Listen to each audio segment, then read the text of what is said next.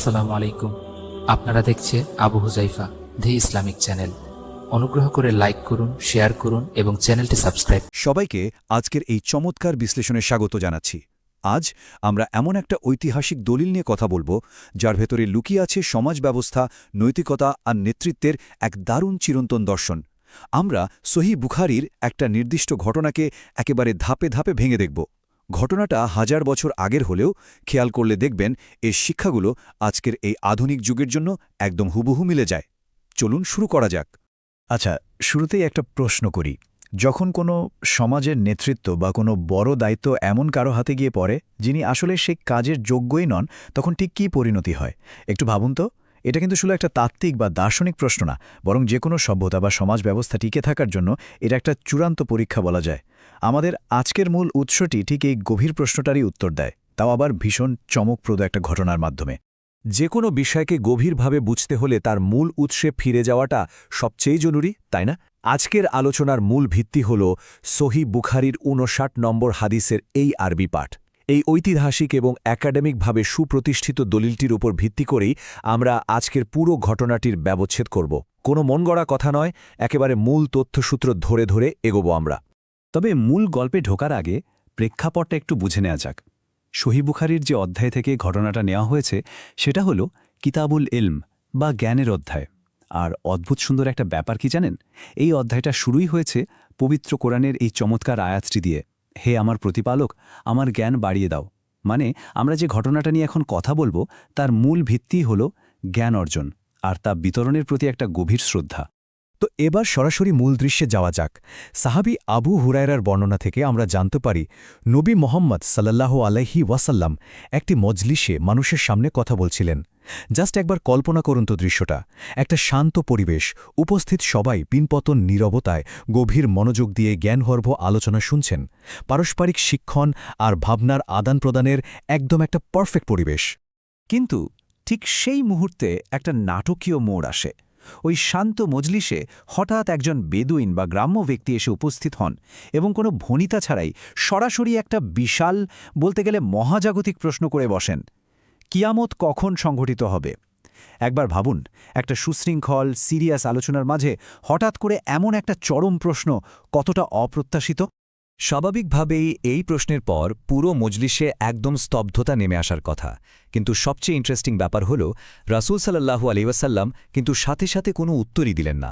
তিনি একটুও না থেমে নিজের আগের আলোচনাটাই চালিয়ে গেলেন। তার এই কৌশলগত নীরবতা আর আলোচনা চালিয়ে যাওয়াটা উপস্থিত সবার মনে একটা দারুণ কৌতূহল আর সাসপেন্স তৈরি করে দিল। আর এই জায়গাতেই চলে আসে মানুষের মনস্তত্ত্বের একটা দারুণ দিক। রাসূলের এই নীরবতা দেখে উপস্থিত মানুষজন দুটো ভাগে ভাগ হয়ে গেল। এক দলের ধারণা, তিনি প্রশ্নটা শুনেছেন ঠিকই, কিন্তু মাঝপথে এভাবে কথা বলাটা তার একেবারেই পছন্দ হয়নি। আর অন্য দলের ধারণা, মজলিসের এত মানুষের ভিড়ে হয়তো তিনি প্রশ্নটা শুনতেই পাননি। মানুষের চিন্তাভাবনার এই বৈচিত্র্যটা সত্যি খুব মজার, তাই না?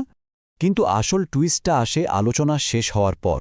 নিজের বক্তব্য শেষ করে তিনি নিজে থেকেই ওই বেদুইন লোকটিকে খুঁজতে শুরু করলেন।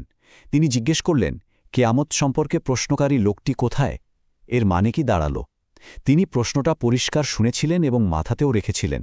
যে কোনো অসম্পূর্ণ কাজকে আগে শেষ করার একটা দুর্দান্ত প্র্যাকটিক্যাল লেসন তিনি এখানে দিয়ে দিলেন। তো লোকটি সামনে আসার পর তিনি যে উত্তরটা দিলেন সেটা আক্ষরিক অর্থেই অবিস্মরণীয়। তিনি কিন্তু কোনো নির্দিষ্ট দিন, ক্ষণ বা তারিখের কথা বললেন না, বরং বললেন, যখন আমানত নষ্ট করা হয় তখন কিয়ামতের প্রতীক্ষা করবে। খেয়াল করেছেন বিষয়টা? এটা একটা বিশাল প্যারাডাইম শিফট। তিনি একটা মহাজাগতিক ধ্বংসের সময়কালকে সরাসরি একটা সামাজিক অবক্ষয়ের সাথে জুড়ে দিলেন। এখানে একটা বিষয় পরিষ্কার করা দরকার। এই যে আমানত শব্দটা, সাধারণ অর্থে আমরা ভাবি কারো কাছে গচ্ছিত টাকা পয়সা বা সম্পদ, কিন্তু না, বৃহত্তর অর্থে আমানত হল সততা, বিশ্বস্ততা আর দায়িত্বশীলতার চরম একটা রূপ। এটা হলো সমাজের সেই ফাউন্ডেশন বা ভিত্তি যার ওপর পুরো মানব সভ্যতার কাঠামোটা দাঁড়িয়ে আছে। এই ভিত্তি নড়ে গেলে পুরো কাঠামোই তো ধসে পড়তে বাধ্য। আলোচনাটা এরপর আরও বেশি প্র্যাকটিক্যাল হয়ে ওঠে। বেদুইন লোকটি খুব সাধারণ কিন্তু চরম বাস্তবমুখী একটা পাল্টা প্রশ্ন করে বসল, কিভাবে আমানত নষ্ট করা হয়? আর এই দারুণ প্রশ্নটার মাধ্যমেই একটা বিমূর্ত আধ্যাত্মিক ধারণাকে আমাদের প্রাত্যহিক সমাজব্যবস্থার সাথে যুক্ত করার দরজা খুলে গেল। আর ঠিক এখানেই আসে সেই চূড়ান্ত সবচেয়ে শক্তিশালী কথাটা। তিনি একদম স্পষ্টভাবে বললেন, যখন কোনো অনুপযুক্ত ব্যক্তির ওপর কোনো কাজের দায়িত্ব দেওয়া হয় তখন তুমি কিয়ামতের অপেক্ষা করবে। ব্যাস। এই একটা বাক্যই চূড়ান্ত ধ্বংসের সাথে অযোগ্য নেতৃত্বের সরাসরি কানেকশন তৈরি করে দিল। মানে সমাজের সবচেয়ে বড় বিপদের সংকেত হল অযোগ্য মানুষের হাতে ক্ষমতা বা কর্তৃত্ব চলে যাওয়া। আমরা যদি পুরো ব্যাপারটার চেইন রিয়াকশন বা কার্যকারণটা দেখি, সেটা একেবারে জলের মতো পরিষ্কার। প্রথম ধাপে কি হয়? অযোগ্য আর অদক্ষ মানুষের হাতে দায়িত্ব বা ক্ষমতা চলে যায়। এর ফলে দ্বিতীয় ধাপে সমাজের আমানত, সততা আর ন্যায়বিচার নষ্ট হতে শুরু করে। আর তৃতীয় ধাপে সেই সমাজ তার অনিবার্য ধ্বংসের মুখোমুখি হয়। এটা যেন একটা নিখুঁত সমাজতাত্ত্বিক ফর্মুলা। তো এই পুরো ঘটনাটা থেকে আমরা দিন শেষে কি শিখলাম? প্রথমত, যে কোনো কিছু শেখার বা শোনার প্রতি চরম ধৈর্য আর ফোকাস রাখা। দ্বিতীয়ত, সততা বা আমানতের বৃহত্তর অর্থটাকে উপলব্ধি করা। তৃতীয়ত, সমাজের যে কোনো স্তরে অযোগ্য নেতৃত্বের মারাত্মক বিপদ সম্পর্কে সবসময় সচেতন থাকা। আর পরিশেষে, পারস্পরিক বিশ্বাস একবার ভেঙে গেলে তার প্রভাব কতটা ভয়াবহ হতে পারে সেটা বুঝতে পারা। সবশেষে চলুন একটা বিষয় নিয়ে একটু ভাবি। আমরা যদি আমাদের চারপাশের পৃথিবীর দিকে তাকাই, কি দেখতে পাই?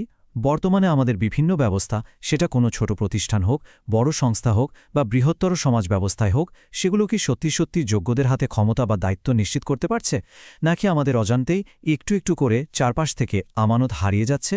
আশা করি এই বিশ্লেষণটা আমাদের চারপাশটাকে নতুন করে ভাবতে সাহায্য করবে। এতক্ষণ সাথে থাকার জন্য সবাইকে অসংখ্য ধন্যবাদ।